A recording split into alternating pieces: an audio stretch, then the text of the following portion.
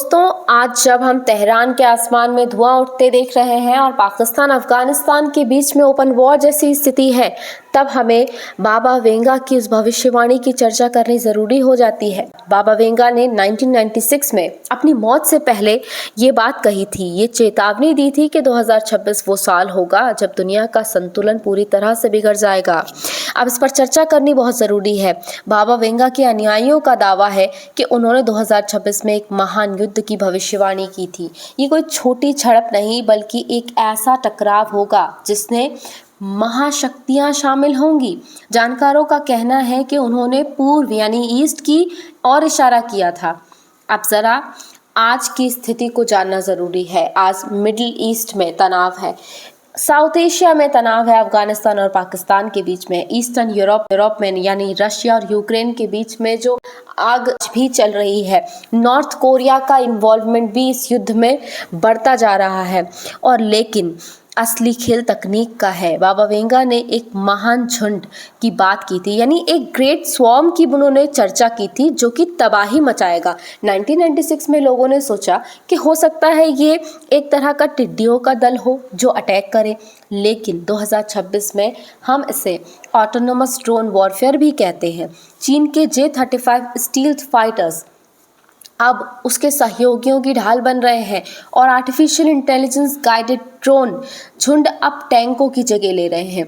ये झुंड कोई कीड़े मकोड़ों का झुंड नहीं है, बल्कि ये सिलिकॉन और स्टील के बने शिकारी हैं जो अब दुनिया पर हुकूमत करते हुए दिख रहे हैं। ग्लोबल पावर अब वेस्ट से शिफ्ट होकर एशिया की तरफ आ रही है और बाबा वेंगा ने इसी का इशारा किया भी था।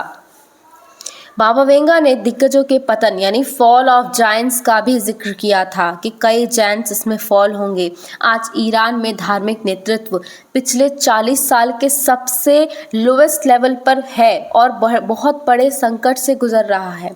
सुप्रीम लीडर के करीब हुए धमाकों के बाद आज सवाल ये नहीं है कि सत्ता बदलेगी या नहीं, सवाल ये है कि नया खलीफा या रहबर कौन होगा। क्या यही वो नेतृत्व का संकट है जिसकी चेतावनी बाबा वेंगा ने कभी की थी? जब धार्मिक भविष्यवाणी और जियोपॉलिटिक्स आपस में टकराते हैं तो नतीजा अक्सर इनकलाब होता है। बाबा वेंगा ने कोई किताब तो लिखी नहीं, उन्होंने भविष्यवाणी जरूर की थी, लेकिन 2026 की भविष्यवाणियाँ सोशल मीडिया पर अक्सर इस तरह से वायरल होती हैं। कई बातें ऐसी हैं जो शायद बाबा वेंगा ने कही हो या उसको बिना मतलब में जोड़ा जा रहा हो, बढ़ा चढ़ाकर बताया जा रहा हो। इंसान अक्सर डर में पैटर्न की खोज में निकल जाता है।